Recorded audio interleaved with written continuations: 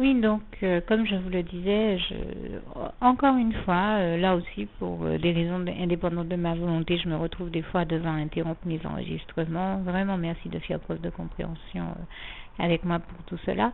Mais c'est vous dire, là, vraiment, à quel point Dieu est merveilleux, extraordinaire, à quel point il nous bénit. Le jour où j'ai décidé de changer d'attitude et d'agir ainsi, c'est-à-dire au lieu de voir à ce que je n'avais pas, mais de regarder à ce que j'avais et à tout ce dont Dieu m'avait béni et avait permis que j'ai justement, et bien je me suis rendu compte que il fallait absolument que je témoigne de la gloire de Dieu, que je lui rende grâce et gloire pour que les autres se rendent compte que Dieu est bel et bien vivant et qu'il continue d'agir dans nos vies. D'ailleurs, le Seigneur Jésus nous dit, jusqu'à maintenant, mon Père agit, moi aussi j'agis, et je lui rends grâce et gloire pour cela, dans le chapitre de Jean 5. Mais surtout, j'ai envie de dire qu'il agit glorieusement. Et il nous bénit tellement que je vous l'assure, s'il fallait que j'essaie d'en rendre humblement compte chaque fois que je le peux, d'en témoigner, mais s'il fallait que je témoigne de toutes les merveilleuses choses que je vis avec le Seigneur, eh bien, je me rends bien compte, je suis forcée de constater, je suis obligée de me rendre à l'évidence. Je ne peux même pas tout dire, tout témoigner, parce que ça m'est presque impossible, alors que ma reconnaissance vis-à-vis du Seigneur est intacte, mon amour pour lui aussi est de plus en plus intense, parce que la relation d'amour que je vis avec lui est de plus en plus intense, de plus en plus belle. C'est un amour qui s'intensifie malgré toutes les attaques de l'ennemi pour essayer de nous faire perdre notre foi en Jésus-Christ, pour essayer de nous faire nous éloigner de Dieu. Eh bien, moi je rends grâce et gloire à Dieu parce qu'il ne fait rien d'autre que, il essaie, vous savez, de compliquer les choses, comme dans certaines familles où il y a des fois certains mariages, les familles se mêlent pour essayer de séparer les membres du couple et puisque quand on parle de relation d'amour avec Dieu, Jésus-Christ et son Saint-Esprit, on est bien dans le cadre d'une relation d'amour. Et bien c'est pareil, dans le cadre d'un couple, on est dans le cadre d'une relation d'amour. Et certaines familles, des fois, vont essayer de se mêler de la vie du couple pour essayer de séparer les deux membres du couple. Eh bien, le diable fait la même chose. D'ailleurs, c'est lui qui agit à travers les familles dans ces cas-là, mais c'est aussi lui qui essaie de nous éloigner de Dieu, de voir comment il peut arriver à briser notre foi et à nous éloigner de Dieu en compliquant nos vies, en les rendant pénibles là où Dieu a tout fait pour qu'elles soient les plus heureuses que possible. Et Dieu veut nous voir heureux et épanouis. Il nous le rappelle en 3 Jean 1, verset 2. Il fait tout pour notre bonheur. Seulement, malheureusement, le diable existe. S'il n'existait pas, nous serions déjà en train de vivre le bonheur le plus total et complet avec Dieu, Jésus-Christ et son Saint-Esprit. Mais malheureusement, Dieu a un ennemi et cet ennemi-là, c'est tout pour notre malheur et pour voir si on n'arrive pas s'il arrive en fait à nous tenter et à nous éloigner de Dieu, à nous faire perdre la foi en Jésus-Christ. Et le Seigneur nous en a averti dans sa parole, qu'il essaierait de tout faire pour voir s'il arriverait à tenter les élus, mais ça ne lui sera pas donné. Et toute la gloire revient à Dieu, à Jésus, à son Saint-Esprit, et à Dieu qui, quand le malheur nous atteint, nous en délivre toujours, comme ce passage du psaume 34, versets 16 à 20, nous décrit bien cette réalité. Je dis vraiment, toute la gloire revient à Dieu, à Jésus, à son Saint-Esprit, qui nous délivre toujours de toutes les mauvaises actions de l'ennemi, de tous ses plans négatifs, néfastes et destructeurs, et vraiment toute la gloire revient à Dieu, à Jésus et à son Saint-Esprit. Et ce que j'aimerais surtout dire ici, je crois que, donc en plus de vous inviter à toujours choisir de compter vos bénédictions plutôt que ce que vous n'avez pas, toujours choisir de compter ce que vous avez plutôt que ce que vous n'avez pas, voilà, plutôt que de perdre votre temps à compter ce que vous n'avez pas, eh bien, gagnez du temps en comptant vos bénédictions, et surtout, plutôt que de voir les choses négativement et de regarder à ce que vous n'avez pas, faites avec ce que vous avez. Voyez les choses positivement et vous faites avec ce que vous avez. Allez de l'avant avec Dieu, Jésus et son Saint-Esprit en faisant avec ce que vous avez plutôt que de vous plaindre de ce que vous n'avez pas. Parce que ce qu'il faut comprendre, c'est que quand Dieu ne nous donne pas quelque chose, c'est que nous n'avions pas besoin de cette chose-là, qu'elle n'était pas nécessaire ou indispensable. Ça veut dire qu'on peut avancer avec ce que l'on a. Et il s'agit vraiment de toujours aller de l'avant avec Dieu, Jésus-Christ et son Saint-Esprit dans notre marche par la foi avec Dieu, et pour Jésus-Christ, avec Dieu, Jésus et son Saint-Esprit, toujours plus loin, toujours plus haut, tous pour un pour tous, Jésus-Christ, et vraiment vous rendrez compte qu'on y parvient véritablement. Je ne suis pas la seule à témoigner ainsi de ces réalités-là. Hein. Je sais les avoir vues à plusieurs reprises témoignées par d'autres chrétiens. Je prends le cas de Yolanda Adals, par exemple, aux États-Unis, que j'ai entendu en témoigner publiquement, hein, et qui a dit que le jour où le Seigneur Jésus l'a amené à changer d'attitude et à adopter cette attitude au lieu de se plaindre de ce qu'elle n'avait pas, de reconnaître la gloire de Dieu dans sa vie et tout ce dont il l'avait béni, eh bien elle a commencé à se rendre compte qu'elle était bénie au-delà même de tout ce qu'elle imaginait, et ça a été la même chose pour moi. Hein. Comprenez ici que ce n'est pas un mépris que je lui envoie, puisque ça m'a amené moi-même son témoignage m'a amené à m'interpeller et à me rendre compte que Dieu m'avait béni au-delà même de mes espérances, de mes attentes, de mes aspirations, et je lui en rends ici encore grâce et gloire. Je lui dis encore une fois tout mon amour, ma gratitude. Et l'on remercie vraiment, le remercie pour tout ce dont il m'a béni, au point que, comme je vous l'ai dit, j'en suis presque à avoir mis en ligne 6200 vidéos uniquement pour témoigner de sa gloire et de tout ce dont il m'a béni. C'est quand même extraordinaire. Et là encore, toute la gloire lui en revient, qui m'a donné la force de le faire. Mais c'est vous dire que je crois que c'est ce que nous devons faire. Donc j'ai entendu Yolanda Adams en parler aux États-Unis, mais j'ai entendu un couple de pasteurs venant de France et même d'autres pasteurs d'Europe et d'ailleurs parler et témoigner de la même chose, et témoigner, je pense à ce couple de pasteurs que j'avais vu qui disait que ils voient Dieu envoyer des bénédictions tous les jours dans leur vie ou dans celle de ceux qui les entourent. Et c'est pareil pour moi. Je viens de vous témoigner dans un autre document, dans un autre témoignage, que ça doit faire environ 15 jours que je vois Dieu m'envoyer des dizaines de mangues chaque jour, au point que je crois qu'on doit être entre 150 et 200 mangues au moment où je vous parle. Je dis vraiment toute la gloire revient à Dieu, à Jésus, à son Saint-Esprit, et dites-vous bien que Dieu sait très bien ce qu'il fait quand il nous envoie des choses. Il n'y a jamais rien, rien ne nous manque jamais. Hein, il ne faut pas perdre de vue ce passage du psaume 23, verset 1, l'Éternel est mon berger, je ne manquerai de rien. Mais il nous bénit, et dans ce qu'il nous bénit, il n'y a jamais ni trop peu ni trop. Hein. Il n'y a rien en trop, puisque ça a été aussi l'occasion pour nous de partager nos bénédictions avec d'autres personnes de la part du Seigneur. Dieu avait le désir de bénir d'autres personnes aussi à travers nous, et toute la gloire revient à Dieu, à Jésus, à son Saint-Esprit. Donc Dieu sait ce qu'il fait, et à qui il envoie quelle bénédiction et de quelle manière et en quelle quantité. Et toute la gloire en revient à Dieu, à Jésus et à son Saint-Esprit, qui là aussi, je le rappelle, Dieu est tout puissant, donc il est le seul à faire comme il veut, avec qui il veut, quand il veut, là où il veut. Et il s'agit pour nous aussi de ne pas tomber dans un dernier écueil que je vais dénoncer aussi ici, qui est celui de se retrouver être jaloux des bénédictions que reçoivent les autres dans leur vie. Eh bien, faites attention, soyez vigilants avec cette question-là, parce qu'en réalité, on n'en a pas conscience, mais c'est le diable qui cherche à nous rendre jaloux des bénédictions que les autres ont dans leur vie. Et ça n'est pas de Dieu. Au lieu de regarder aux bénédictions que Dieu envoie dans la vie des autres et d'en être jaloux, nous devrions tout simplement choisir de regarder les bénédictions que Dieu envoie dans nos vies à nous. Je le dis souvent, peut-être de manière un peu crue, ça peut vous choquer, mais je pense que ça peut surtout aider à bel et bien intégrer le sens de mon propos. Dieu m'a appris à me mêler de mes oignons, c'est-à-dire à me mêler de ce qui me regarde, et certainement pas, nous n'avons pas à nous mêler de ce qui se passe dans la vie des autres, et donc qui ne nous regarde pas, puisque ça concerne la vie des autres et pas la nôtre. Dieu sait pourquoi il bénit telle personne de telle manière et telle autre de telle autre manière, et certainement pas comme on aurait pu l'imaginer ou autre.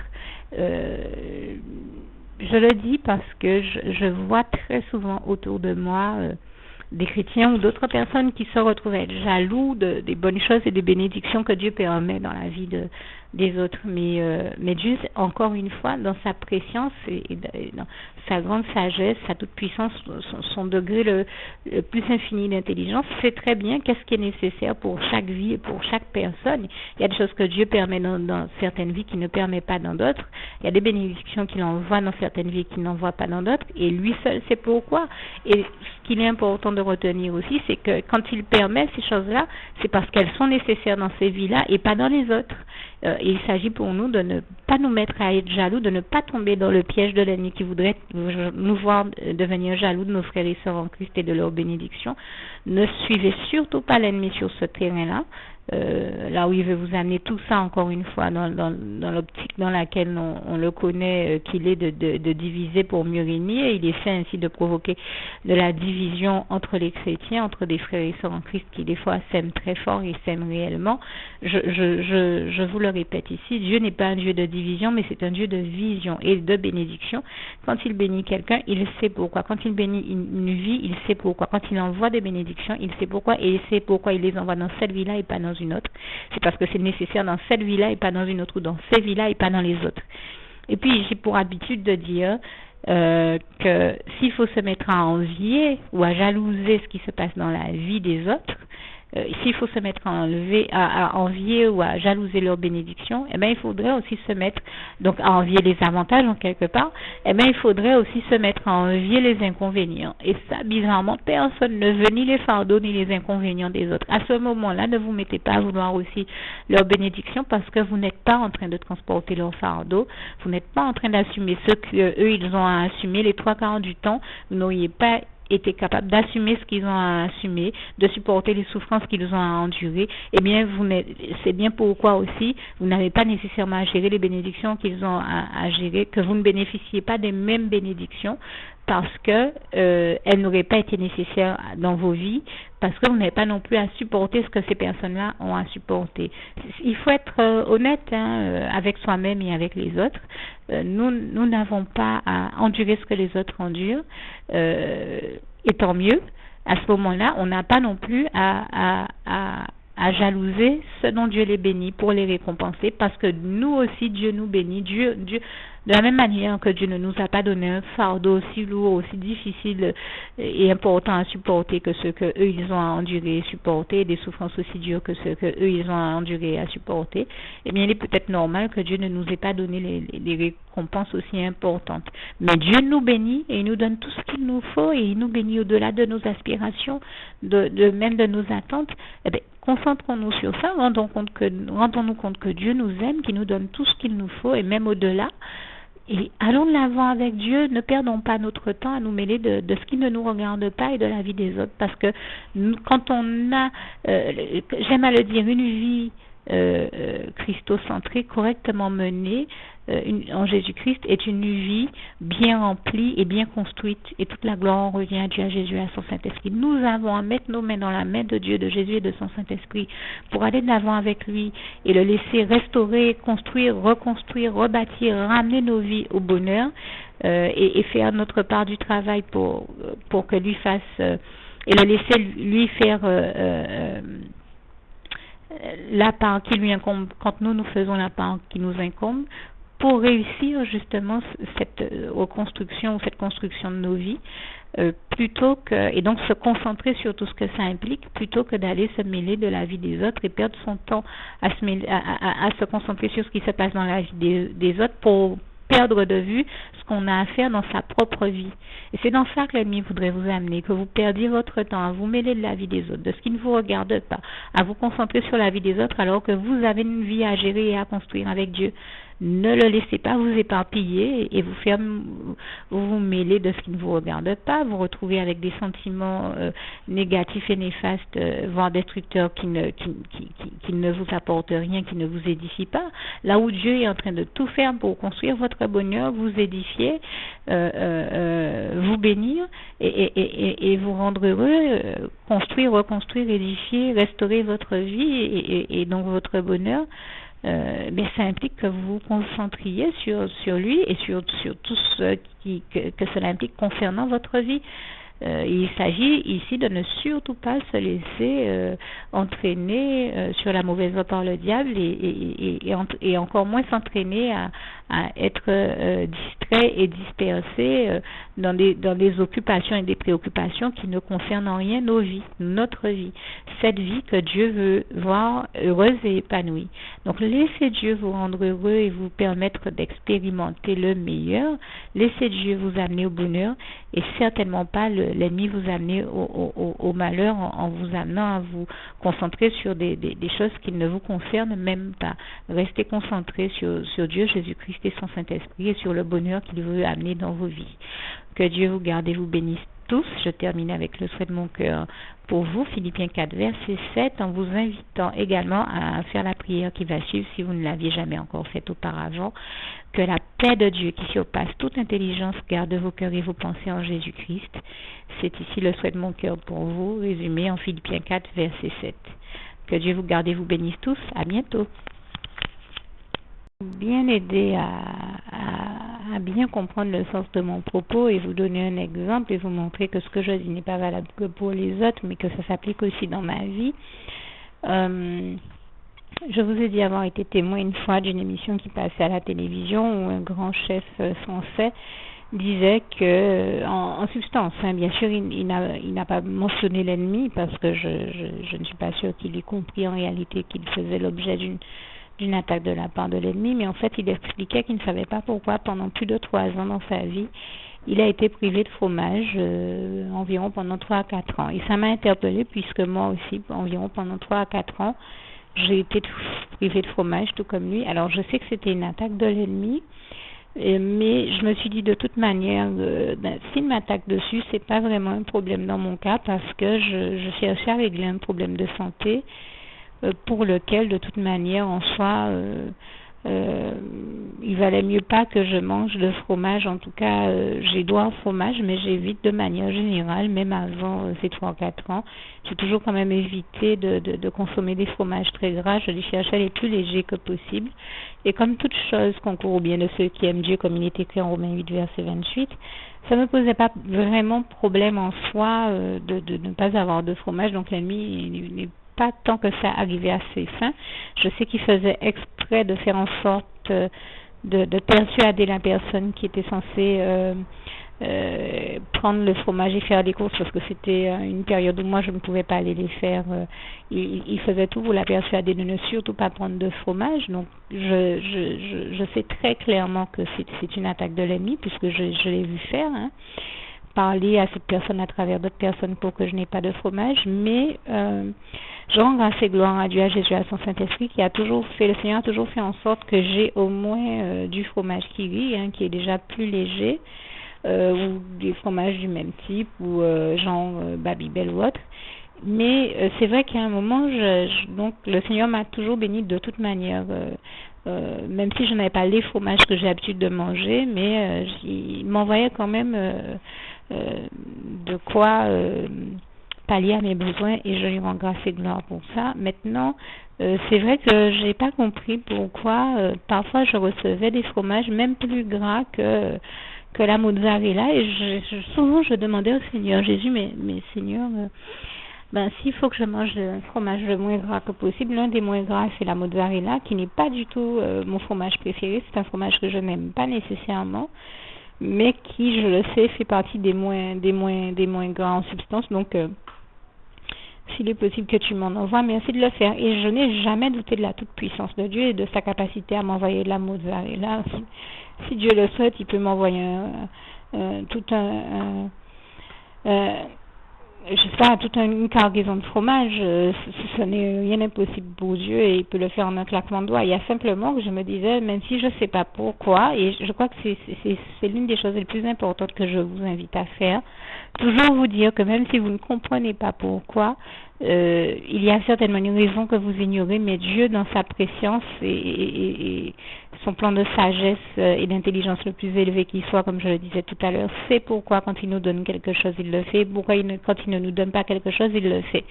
Parce que c'est un Père aimant, bienveillant, et que dans son grand amour pour nous, comme je l'ai dit, il fait toujours en sorte de nous donner ce qu'il y a de meilleur et de nous éviter tout ce qu'il y a de pire, et je lui rends grâce et gloire pour cela. Et je me dis, je ne sais pas pourquoi, ça me surprend vraiment que le Seigneur ne m'envoie pas de la mozzarella, parce que la mozzarella fait quand même partie des fromages les moins gras, et pour être honnête jusqu'au bout, il m'en a quand même envoyé une ou deux fois, mais j'étais étonnée parce que je me disais c'est pas de la vraie mozzarella qui provient d'Italie, c'est une espèce de fromage qu'on appelle aussi mozzarella, mais c'est une espèce de mozzarella de substitution qui est faite autrement et qui ne provient pas vraiment d'Italie et donc de cette région où on produit la bonne mozzarella bufflone, faite à partir du lait de bufflone. Vous voyez ce que je veux dire? Du lait de la femelle du buffle. Et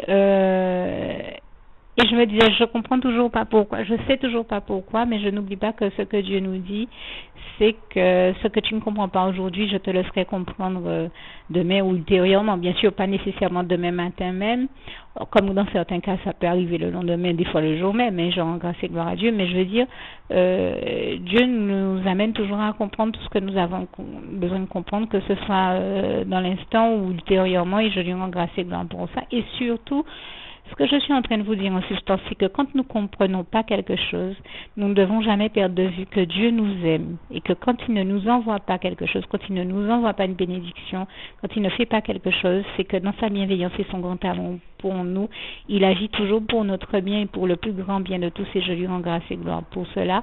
Et donc j'ai compris que si Dieu ne m'envoyait pas la mozzarella, même si je ne savais pas pourquoi, c'est qu'il y avait certainement une bonne raison. Et c'est là que je vous invite en fait à faire preuve de compréhension avec Dieu.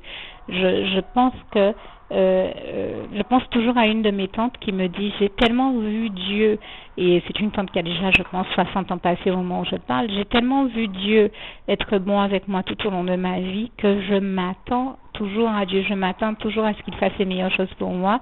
Et elle me l'a dit en créole, on savent que mon Dieu qui est toujours ouvert en porte bon moi. Et donc il est toujours sans bité bon moi, même si on passe avec qui j'en comment il qui fait moi sortir dans situation moi, mais on savent qu'il est toujours fait en bitin pour sortir moi, pour délivrer moi de tout ça en besoin d'être délivré. Et c'est vrai que pour traduire et résumer ce qu'elle a dit, même si je ne comprends pas tout ce que je vis avec Dieu ni la situation que je traverse, je continue à m'attendre à Dieu, à faire confiance à Dieu et à ne jamais perdre de vue que Dieu a été tellement merveilleux avec moi tout au long de ma vie que je m'attends à ce qu'il fasse toujours quelque chose pour moi, pour me délivrer, pour me libérer et me faire sortir de toute situation dont j'ai besoin de l'être, ainsi que pour me bénir. Et je pense la même chose. Je crois que nous devons toujours faire preuve de compréhension avec Dieu et nous dire que même si nous ne comprenons pas tout ce que nous vivons sur l'instant ou dans l'épreuve que nous traversons, nous ne devons jamais perdre de vue que Dieu nous en libérera et nous en délivrera toujours comme il est écrit dans le psaume 34, versets 16 à 20, et qu'il fera toujours quelque chose pour nous sauver, nous délivrer, nous bénir, même si ça prend une forme, ça revêt une forme à laquelle on ne s'attendait pas, mais Dieu fera toujours quelque chose pour nous. Et même si nous ne comprenons pas, nous ne devons jamais perdre de vue, comme j'ai eu l'occasion de l'écrire, qu'un Dieu aussi merveilleux. Et bien il ne nous a jamais abandonnés, il ne nous abandonne pas, il ne nous a jamais abandonnés et il ne nous abandonnera jamais à nous aussi de ne jamais l'abandonner, de lui rester fidèle et obéissant. Et je dis tout cela. Pourquoi? Et j'ai pris l'exemple de la mozzarella. Pourquoi? Eh bien parce que hier soir, je suis tombée certainement sur la rediffusion d'un documentaire, mais en tout cas, sur une émission qui parlait d'une enquête qui a été faite en Italie concernant la mozzarella, et on a découvert qu'en fait, il y avait un problème dans les endroits où était prélevée l'herbe qui sert à nourrir ces fameuses bufflonnes, ces femelles du buffle, à partir desquelles on prélève le lait pour fabriquer cette fameuse mozzarella de lait de bufflone. Et moi qui demandais ça au Seigneur et qui ne l'obtenais pas, je ne comprenais pas pourquoi, et j'ai compris pourquoi. Je me suis dit, maintenant je comprends pourquoi Jésus ne m'a jamais envoyé ces boules de mozzarella, parce que très certainement, en fait, ce qu'on disait, c'est que cette herbe est prélevée dans des zones où on a enfoui des déchets radioactifs et qu'on soupçonne que ce soit à l'origine de bien des cancers et qu'il y a eu bien des drames dans cette région, au point qu'il y a eu un mouvement de protestation de la population parce qu'on voyait une multiplication des cas de cancer dans cette région d'Italie où on produit cette mozzarella. Et là, j'ai tout de suite compris de quoi le Seigneur m'a préservé, de quoi il m'a protégé. Et je tenais à l'en remercier, à lui rendre grâce et gloire et à vous montrer que ce que je vous disais tout à l'heure est vrai. Quand Dieu n'envoie pas une bénédiction dans nos vies, lui qui a toujours le désir de nous bénir, comme il est écrit en 3 Jean 1 verset 2, quand Dieu ne nous envoie pas une bénédiction dans nos vies, c'est qu'il y a une bonne raison, même si nous ne pouvons pas le comprendre. À nous de faire preuve de compréhension avec Dieu, de ne pas l'abandonner pour autant, de ne pas nous détourner de lui pour autant et de continuer à l'aimer, à lui rester fidèle et obéissant. C'est vraiment ce à quoi je vous invite au nom puissant du Seigneur Jésus. Que Dieu vous garde et vous bénisse tous. À bientôt. J'espère avoir été clairement comprise dans mon propos. Vraiment que Dieu vous garde et vous bénisse tous. Et pour tous ceux qui ne l'ont jamais fait, n'oubliez surtout pas de faire la prière qui suit et de la partager avec tous vos contacts et bien-aimés. À bientôt. Juste une petite précision pour tous ceux qui ne sont pas encore, qui n'ont pas encore choisi la meilleure des options qui soit, qui est celle d'aller se placer, de faire le choix à soi-même, d'aller se placer dans les bras d'amour de Jésus-Christ. Pour se mettre à l'abri de ce monde cruel, eh bien, je partage avec vous la prière par le biais de laquelle on y accède. Et commence par vous rappeler également ce passage de Jean 14 verset 6 où il est écrit que Jésus-Christ est le chemin, la vérité et la vie. Nul ne vient au Père, Dieu, sans passer par le Fils Jésus-Christ, bien sûr. Je le dis à ma manière, vous regarderez comme il est actuellement écrit dans vos Bibles là encore. Et donc, n'hésitez pas à ouvrir vos cœurs à Dieu, à Jésus, à son Saint-Esprit, à être sincère avec lui et à lui adresser la prière qui suit, à lui dire tout simplement, Éternel mon Dieu, Seigneur Jésus-Christ, moi, un tel, vous dites votre nom et votre prénom, je t'accepte aujourd'hui comme mon sauveur personnel, le seul maître et roi de ma vie. Je remets toute ma vie entre tes mains puisqu'elle t'appartient, Éternel mon Dieu, puisque tu l'as créée, cette vie. Donc tu en es donc le seul maître et propriétaire comme de tout ce qui existe dans tout l'univers. Je remets donc toute ma vie entre tes mains, je te la donne. Merci, Éternel mon Dieu, aussi de permettre que cette vie que tu m'as donnée continue à être à ta gloire et que je continue à te servir et à t'appartenir pour l'éternité, d'éternité en éternité. Merci aussi, Seigneur, de faire que je continue donc à te servir et à t'appartenir pour l'éternité, d'éternité en éternité. Et aussi, Seigneur, de m'accorder la grâce de ton pardon et de ta miséricorde pour tous les péchés que j'ai commis tout au long de ma vie, jusqu'à la date d'aujourd'hui incluse. Et c'est au nom puissant du Seigneur Jésus-Christ que j'ai fait cette prière. Et à vous tous qui avez fait cette prière, je vous dis que Dieu vous bénisse abondamment, puissamment, richement. Et surtout, n'hésitez pas à la partager avec tous vos proches et contacts, amis, membres de vos familles, collègues, bien-aimés, tous ceux que vous aimez, et surtout tous ceux à qui Dieu vous mettra à cœur, avec qui Dieu vous mettra à cœur de la partager. Et comme j'aime à le dire, si vous n'avez pas encore pris le temps de faire cette prière, comprenez bien que voilà, ça ne vous coûte rien de la faire, c'est gratuit, c'est indolore, et que voilà, vous n'êtes pas obligé de me croire, mais moi il m'est arrivé tout comme vous de devoir faire cette prière un jour dans ma vie et quand on m'a proposé de la faire, je me suis dit, et si c'était vrai, et si c'était vraiment Dieu qui, par ce biais-là, m'appelait à lui et me demandait de lui donner ma vie, de l'accepter, c'était Jésus qui était en train de vraiment me tendre la main et qui était en train de me demander de l'accepter comme mon sauveur personnel, je ne pourrais pas passer à côté de l'occasion de lui dire oui, parce qu'il faut aussi que je reste ouvert ou ouverte à ce que Dieu peut avoir à me dire. Il faut que je garde mon cœur et mon intellect ouvert à ce que Dieu peut avoir à me dire. Donc je me suis dit, je ne peux pas courir le risque de passer à côté de mon éternité, de passer à côté des meilleures choses de la vie, surtout si le maître et créateur de la vie m'appelle et cherche à me sauver. Pour être sauvé, il faut bien que je lui dise oui, que je souhaite qu'il me sauve. Oui, Seigneur Jésus-Christ, je t'accepte comme mon sauveur personnel.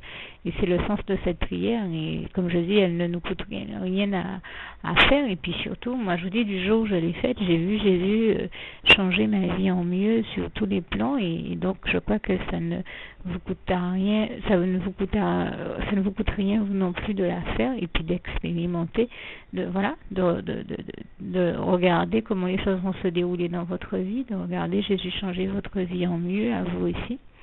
Et d'en faire l'expérience. Et pour en faire l'expérience, il faut commencer par faire cette prière. Donc, si vous ne l'avez pas encore dite, réembobinez tout simplement cette vidéo ou ce document si vous préférez. Réécoutez-le et dites avec moi la prière que vous m'avez entendu mentionner. Et n'oubliez surtout jamais que tout est possible à celui qui croit en Dieu, en Jésus-Christ et en son Saint-Esprit, comme il est écrit en Marc 9, verset 23, et que tout est possible à Dieu, comme il est écrit en Marc 10, verset 27. Que Dieu vous bénisse donc et à bientôt.